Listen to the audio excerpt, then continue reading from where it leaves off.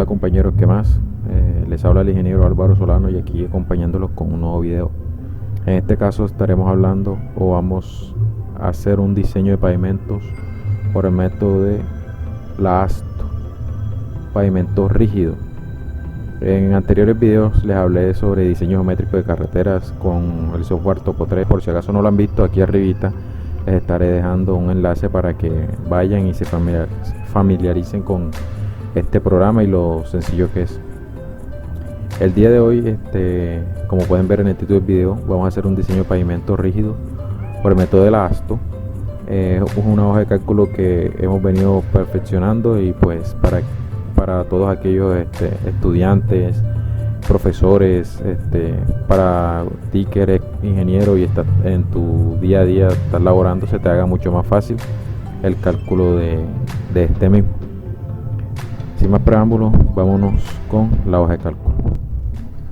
Bueno, para el primer método que vamos a trabajar es el método ASTO 93 rígido, pavimento rígido.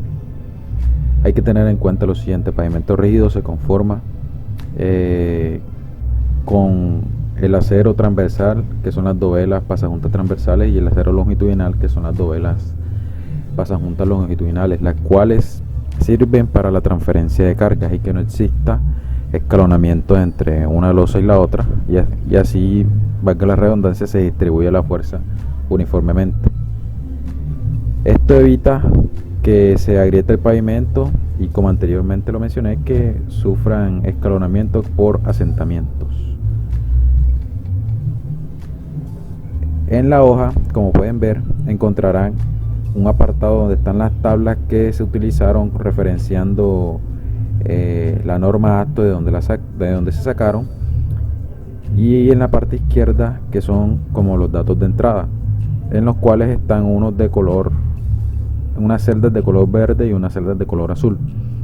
Las celdas de color verde son las que nosotros vamos a modificar, que son los datos que nosotros tenemos por estudios realizados, ya sea por estudio de suelo para la subrasante y estudio de número de eje equivalente, que es el tránsito de 80 kN. ¿Qué se hace? Vamos a ir reemplazando, vamos a hacer un ejemplo práctico en el que les voy mostrando cómo reemplazamos estos valores, y en algunas celdas les puse comentarios de recomendaciones o cómo deben hacer o dónde buscar, para que tengan una idea de dónde salen los valores y cómo salen. Primero, y lo más importante, es el estudio de tránsito. Una de las cosas más importantes es el estudio de tránsito. Saber cuántos números de ejes equivalentes de 80 kN o de 8.2 toneladas pasan por el carril de diseño.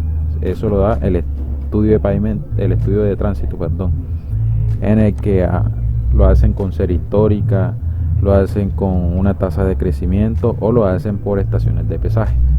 Teniendo esa serie histórica, nosotros se saca la ecuación de proyección y se calculan los números de eje equivalente para los años seleccionados. Ya tengan en cuenta lo siguiente, que para también el pavimento rígido, el periodo de diseño está entre 20 y 40 años. Eso es una breve introducción de cómo se sacan o cómo calculamos los ejes equivalentes. En próximos videos les estaré explicando en una hoja de cálculo que también creamos con mi grupo de trabajo para el cálculo de estos ejes equivalentes. Teniendo ya los ejes equivalentes, nosotros los ingresamos. En este caso vamos a poner 2.585.000 ejes equivalentes. Ahora bien, la subrasante, ahí les dejo un comentario. Para el CBR correspondiente a la subrasante, te aconsejo mirar la tabla 8.2, clasificación. Si nos vamos acá a la parte derecha, yo veo aquí la tabla 8.2 y me dice clasificación del suelo de acuerdo con el CBR. Cuando se hace el estudio de suelo para el CBR, nos dan ciertos rangos de porcentaje y nos dicen la clasificación general de cómo es el suelo y para qué puede ser usado. Para un CBR entre 0 y 3 se considera que el suelo es muy pobre y se puede utilizar para subrasante. En realidad de 0 y de 3 a 7 pues también se considera pobre, de pobre a regular, y es una subrasante. Ya de 7 a 20 se considera un suelo regular y puede ser utilizado como afirmados y subbases, y así sucesivamente hasta cuando el CBR del suelo nos dé mayor a 50. Es un suelo que soporta bastante carga, es un suelo excelente y se puede ser tomado como una base. ¿Qué quiere decir? Que entre 0 y 7 o 0 y 10, así redondeando, se puede decir que el suelo es aceptable para una subrasante, y nosotros podemos colocar el pavimento en una subrasante, en una base, o en una base granular o una base estabilizada con cemento. Ya eso depende de cómo quieran tratarlo ustedes allá. Aquí, por ejemplo, nosotros tomemos un CBR del 9%. Si se dan cuenta, acá ahora cuando yo le dé enter en el módulo de reacción me va a cambiar. Nos dice que el K es de 52.6 megapascales sobre metro y el K modificado es de 209.9 psi. Un comentario: cuando la losa se apoya directamente sobre la subrasante, el K modificado es el mismo K, pero si está sobre una capa granular de subbase o base estabilizada con cemento hidráulico, el K cambia de manera obvia, o sea, incrementa según la tabla 13.11. Nos vamos para la tabla 13.11 y vemos los valores de K modificado según el K de la subrasante y según el tipo de soporte de pavimento para la capa granular y para la estabilizada con cemento. Para saber si el K va a ser el mismo o no, en la parte de abajo de la subrasante vemos que tenemos un apartado que dice material de soporte de la estructura de pavimento, la denominación BG y la descripción. Entonces, aquí en BG nosotros establecemos con la que nosotros queremos trabajar. Podemos trabajar sobre la subrasante natural, y si se dan cuenta, el K modificado es exactamente igual al módulo de reacción que es de K original, y si yo lo cambio aquí a base granular aumenta, y si lo cambio a base estabilizada con cemento, obviamente va a aumentar mucho más. Aquí establezco los espesores y les dejo un comentario. Si el material de soporte del pavimento es SN, la subrasante natural es como si no existiera. Entonces, aquí están los espesores establecidos por la norma, de los que ustedes pueden escoger, por ejemplo, 15, 22.5 y 30. Obviamente, entre más espesor tenga y dependiendo del tipo de soporte de suelo sobre el que van a poner el pavimento, pues aumenta el módulo de reacción. En este caso lo vamos a dejarlo en 10. Y proyecto de pavimento, vamos a ver si es sobre una construcción sobre una capa nueva, o sea, vamos a hacer una nueva, o vamos a hacer sobre una capa ya existente. Más que todo esto se utiliza en pavimento flexible, aquí no hay ninguna afectación en realidad. El 3, las condiciones ambientales y de drenaje. Tenemos, recuerden, nosotros los colores verdes son los que nosotros vamos a modificar. Entonces, estos factores ambientales ya los deben conocer ustedes por el IDEAM o por su entidad ambiental en su país. En este caso Colombia es el IDEAM. Entonces, en la zona que se encuentren, la temperatura voy a dejarla de 26. También el IDEAM le dice los días de lluvia que hay en todo el año, vamos a poner en este caso 75, y la velocidad la establecemos mediante una tabla. Esa tabla es la 2.53. Entonces, para una temperatura de 26 grados, nos vamos a la tabla 2.53. Como es una capa de rodadura, nos vamos a la temperatura de 26 más o menos 25, y establecemos la velocidad en la segunda columna, donde vemos que podemos escoger entre 3 velocidades. También eso de velocidad se lo da el IDEAN. Esta tabla es una guía para saber en los rangos en que nos encontramos. En este caso podemos coger entre 70 y 80. Entonces cogemos una velocidad de 70 km por hora. Calidad del drenaje. Esta calidad la podemos escoger dependiendo como nosotros la queramos, que sea excelente, que sea una buena, que sea regular. Que la calidad del drenaje sea buena. Y aquí recuerden, lo azul no lo cambiamos. El porcentaje de exposición del pavimento a la humedad nos da según la cantidad de días de lluvia. El coeficiente de drenaje también viene dado por una tabla, y eso depende de la categoría del drenaje. Eso no hay que cambiarlo, eso se modifica automáticamente. Propiedades mecánicas de los materiales. Concreto. El F'C es la resistencia con la que nosotros vamos a trabajar, o sea, la dosificación 123, 122, 152, y eso va a depender de lo que la entidad o ustedes como diseñador escojan. En este caso escojamos una de 210 megapascales, y abajo automáticamente nos da el módulo elástico de concreto en megapascales y en PSI. El módulo de rotura viene dado también por lo vamos a establecer nosotros. En este caso va a ser de 4.30 megapascales. Vamos a dejarlo igual, y lo azul lo dejamos quieto. El índice de serviabilidad. Bueno, el índice de serviabilidad oscila entre 1.5 y 2.7. Otro dato también que deben tener en cuenta es que entre más pequeño sea el delta de PSI, genera que la dimensión del pavimento aumente, según la tabla 13.4. Por lo regular se establece un promedio y se escoge un valor inicial de 2.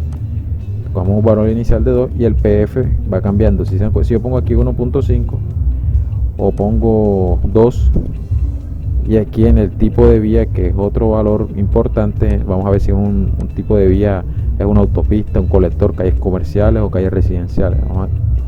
Vamos a coger para una calle comercial o una calle residencial, y vemos cómo cambia el PF, que es la serviabilidad final. Entonces cogemos una calle comercial industrial de 2 puntos y nos da una serviabilidad de final de 2.25. El índice de confiabilidad, eso también lo establecen ustedes. Aquí escogen entre qué rango o qué R quieren ustedes establecerse. Por ejemplo, aquí vamos a coger uno del 95, y aquí los fractiles de la curva de centrada normal nos da menos 1.645. Eso ya lo da el programa automáticamente. El error combinado también lo da automáticamente el programa. Eso ya va a depender de tipo de vía con la que vamos a trabajar y del R. El coeficiente de transferencia de carga va a depender también, nos va a dar las características de las dovelas pasajuntas, transversales y longitudinales. ¿Cuál es J? Eso va a depender si el pavimento va a estar confinado, va a tener acero o no va a tener acero. Obviamente, si no tiene acero, el espesor de pavimento va a tender a aumentar mucho más. Entonces uno establece aquí si quiere que sea confinada. Confinada, ¿qué quiere decir? Que existan bordillos o andenes a los bordes del pavimento. Que no sea confinada, que no tenga pasadores, que no sea confinada y sin pasadores, etcétera. Entonces vamos a dejarla que sea confinada y con pasadores. Las características de la calzada, importante. Entonces aquí nosotros el manual de actos nos da para escoger entre 3 anchos de carril. Uno va a escoger el que más se aproxime al de nuestro proyecto. Por ejemplo, los que nos da son 305, 335 y 3.65. Cogamos un ancho de carril de 3.35. Entonces aquí en la resistencia al acero longitudinal nos dice: escoge la resistencia al acero con la que trabajarás. Por lo general el acero longitudinal es de 60.000 PSI. Entonces yo establezcamos lo de 60.000 PSI, y abajo nos dice longitud de barras de amarre. Para resistencias de 40.000 PSI, las longitudes de las barras de amarre serán de .45, .60 y .70. y para resistencias de 60.000 será de 0.65, 0.85 y 1 metro. Entonces aquí despliego la lista y escojo la que yo quiera aquí de utilizar, 85, 65, 1 metro. Entonces ya si entre la longitud sea mayor, disminuye el diámetro también del acero y también la separación entre ellas. Uno juega con estos valores viendo en cuánto, si aumenta o disminuye el presupuesto para que se ajuste más a costo-beneficio, a relación de beneficio-costo, como ustedes quieran. Entonces, si yo la puedo establecer de .65, pueden ser más dovelas, pero de menos resistencia, por ejemplo, y ya ahí voy tanteando para ver cuál se acomoda mejor a mi presupuesto. Vamos a poner una de .85. Aquí viene la parte importante. Ya acá abajo me están dando el espesor, me dan las dovelas pasajuntas transversales, que es el acero liso, me da el diámetro de la dovela, la longitud que va a tener la dovela y la separación entre centros de la dovela. Y las barras longitudinales, que son las de transferencia de carga acero corrugado, me da la separación de una entre o de centro a centro y el diámetro de ese acero, de esa varilla. Pero antes de eso hay que hacer un cálculo acá.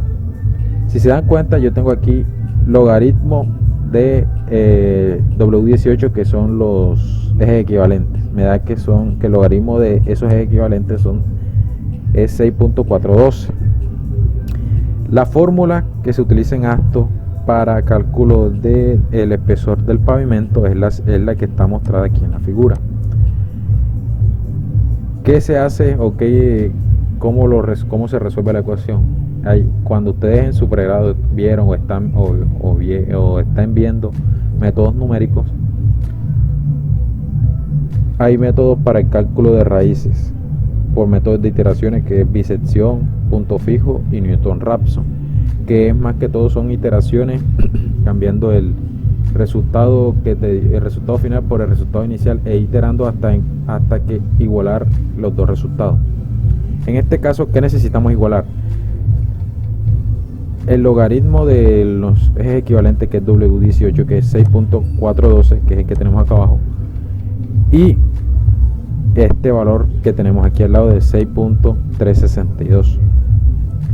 ¿Cómo hacemos eso? Nosotros inicialmente damos un valor de espesor de pavimento en pulgadas, aquí en el apartado verde que se ve aquí. Yo voy a poner, por ejemplo, de 5 pulgadas iniciales. Entonces acá abajo obviamente me va a salir todo esto porque no he hecho el cálculo que se necesita para poder que el programa o que la hoja de cálculo reconozca los valores que yo le he ingresado. Entonces, ¿qué hacemos? Necesitamos igualar este valor de 6.412 con este valor de acá abajo. ¿Cómo se hace? Entonces nos ubicamos en la celda esta que tenemos aquí abajo de las 5 pulgadas que nosotros propusimos inicialmente. Nos vamos a la ventana datos, análisis de hipótesis y buscar objetivo. En definir celda dejamos la celda que seleccionamos. Con el valor, ¿qué valor vamos a colocar ahí? El de resultado de logaritmo de W18, de los ejes equivalentes, que es 6.412. Cambiando la celda, ¿qué celda? La que nosotros le dimos el valor inicial, 5 pulgadas. Y le damos a aceptar. El programa va a ir iterando hasta encontrar una solución. Cuando ya encuentra la solución y logra igualar esos dos valores, le damos a aceptar y ya tenemos el espesor de pavimento, el diámetro de las pasajuntas transversales, la longitud, su separación, la separación de las longitudinales y el diámetro también del acero longitudinal. Y con esto concluimos el cálculo del diseño de pavimento de pavimento rígido por el método de la ASTO 93. Esta hoja de cálculo la vamos a colocar a la venta para que todos los que nos quieran apoyar con este trabajo, pues, y tengan también el video para que puedan guiarse y cómo trabajar, para que se les sea más fácil en su vida laboral o en sus estudios, en su pregrado, en su posgrado, y puedan trabajar mucho más fácil y también emplearlos en sus trabajos. Muchas gracias.